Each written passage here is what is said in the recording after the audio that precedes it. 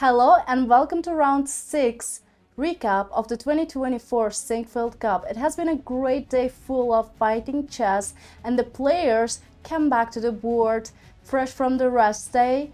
But before we go to the highlights, let's check out the results. Round 6 results. Nepomniachtchi lost to Fabiano Caruana. Liren made a draw with Praggnanandhaa. Wesley made a draw with Alireza Firouzja. Anish Giri made a draw with Nodirbek Abdusattorov, however he had a great advantage. Gukesh also made a draw with Maxim Vachier-Lagrave in a very fighting game.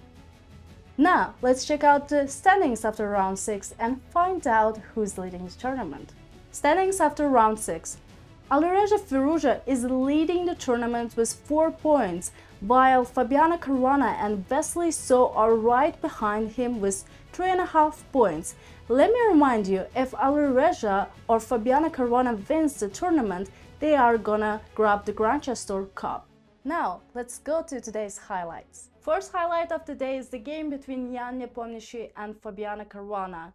Here, Jan made a huge blunder, but it wasn't easy to spot. As you can see, Jan has been playing very fast the whole game, and here he also chose to play g5 immediately, which is a huge mistake, and Fabiano Caruana thought for a while but found the brilliant move knight e4. After that, white is in trouble. Jan took with the pawn, however he could try to take with the knight on e4.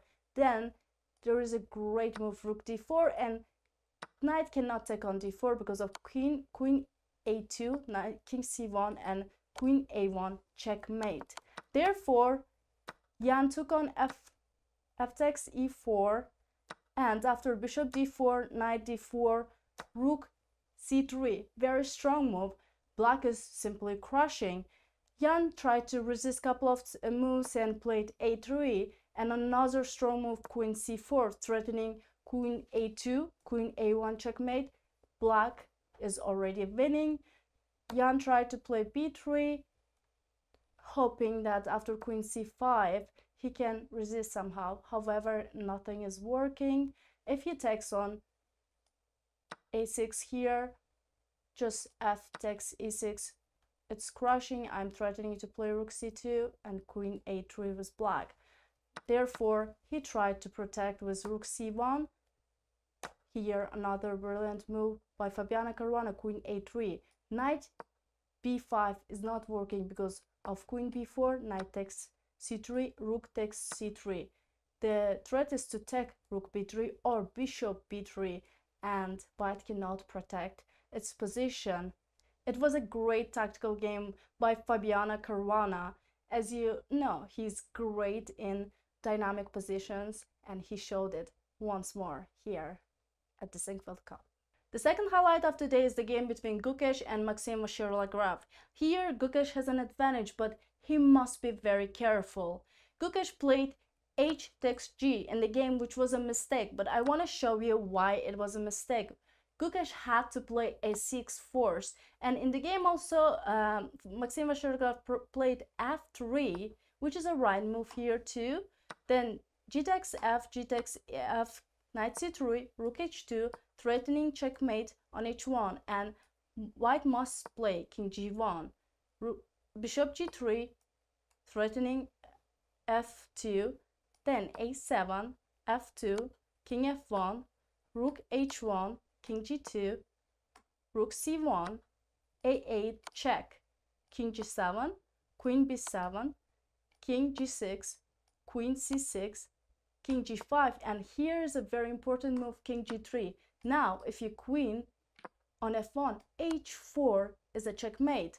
In the game we got the same position, however Gukesh didn't have his h4 pawn.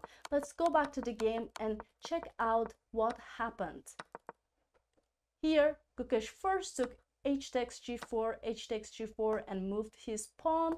After f3 he must take on f3, takes knight c3, rook h2, threatening the same checkmate. King g1 must be played, and Maxim Vachier-Lagrave played bishop g3, a7, f2, king f1. This is all forcing rook h1 check, king g2, takes on c1, a8, queen. King goes to g7, queen b7, king g6. King is trying to hide from the checks by the queen, queen c6, king g5.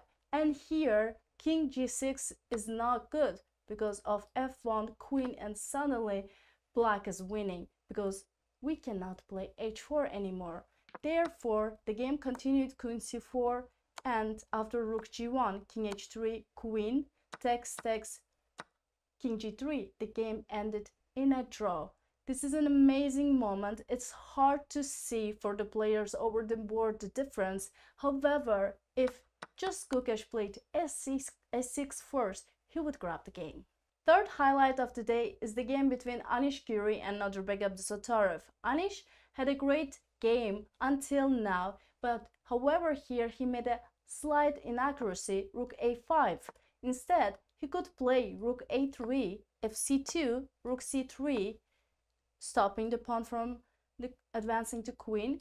If rook h3, then white can go king f4, and the idea, if rook h2 back, then knight f3, and the idea is to push d4, d5, advancing the central pawns and showing that white is dominating. Instead, he played rook a5, and after rook h3, knight f3. As you can see already, the pieces, white pieces, are not in right squares, a little bit passive, and Nodirbek Abdusattorov used it very well. He played only move that can create some counterplay for black, which is h6.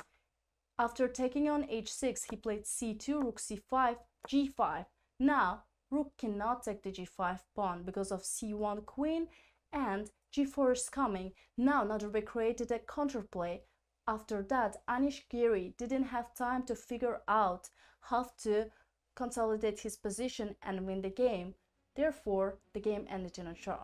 It was an eventful day full of great chess, and I really enjoyed seeing them. Let's check out what's waiting for us tomorrow. Rounds and pairings. Fabiano Caruana versus Gukesh D. Praggnanandhaa versus Nepomniachtchi. Alireza Firouzja versus Liren. Nodirbek Abdusattorov versus Wesley. Maxime Vachier-Lagrave versus Anish Giri. I'm looking forward for the matchup between Fabiano Caruana and Gukesh. Gukesh is the challenger for the crown, while Fabiano Caruana is number 3 in the world. So I'm wondering what that game will bring to us. Let me know in the comments what you are looking forward to, and make sure to like us and subscribe. I will see you tomorrow.